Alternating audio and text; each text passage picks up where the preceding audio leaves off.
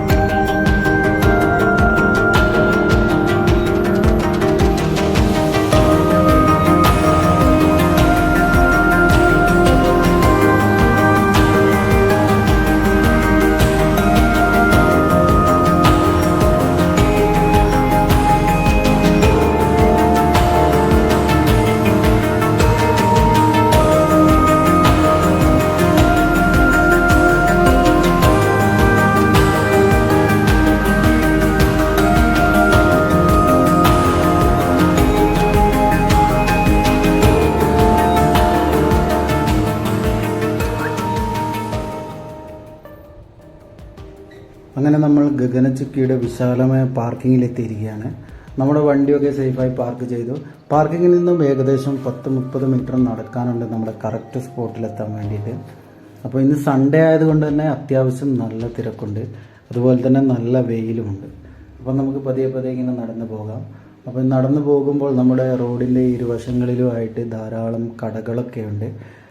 നമുക്ക് അത്യാവശ്യം വേണ്ടുന്ന cool drinks items, juice items, കരകൗശല വസ്തുക്കൾ, കളിപ്പാട്ടങ്ങൾ അങ്ങനെയൊക്കെ കിട്ടുന്ന ധാരാളം കടകളുണ്ട്. പിന്നെ ഈ വെള്ളച്ചാട്ടത്തിനെ കുറിച്ച് പറയുകയാണെങ്കിൽ 1902 സ്ഥാപിതമായ ഏഷ്യയിലെ തന്നെ ആദ്യത്തെ ജലവൈദ്യുത നിലയങ്ങളിൽ ഒന്നാണെന്ന് കൂടി പറയുന്നുണ്ട്. അപ്പോൾ ഇവിടെ റിനോവേഷൻ്റെ ഭാഗമായിട്ട് എന്തൊക്കെയോ വർക്കുകൾ നടക്കുന്നുണ്ട്. അപ്പോൾ അതുകൊണ്ട് തന്നെ ഒരു അലങ്കോലമായിട്ടുള്ള ഫീലാണ്. എന്നാലും